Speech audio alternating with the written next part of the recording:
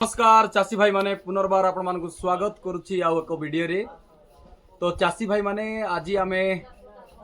Umarkot block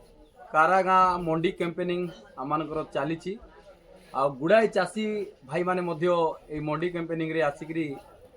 जड़ित होइछंती आ निश्चित भाव रे ओडिशा सरकारंकर अनेक प्रकार प्रतिद्वंदिता परे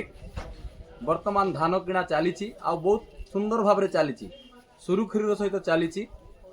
आउ जो भाई मानकर वर्तमान मध्य टोकेन आसी ना आपण माने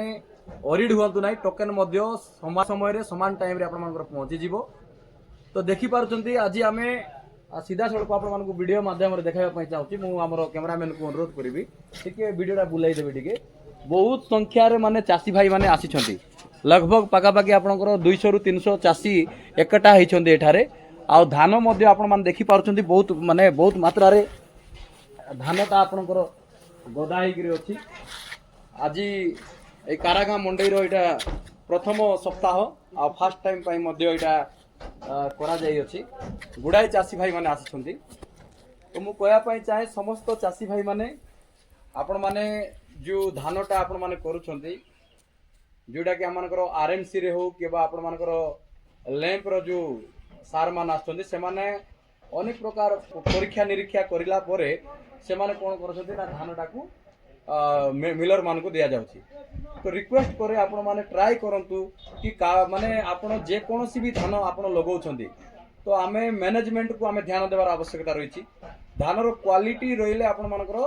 मिलर्स माने मध्य अट्रैक्टिव हेगिर आपनकर धान को नेबा पई से माने इंटरेस्टेड नै। तो रिक्वेस्ट करूची जेते जण मध्य चासी भाई माने हमर ए वीडियो रे बनी करी अछंती आपण माने ट्राई करंतु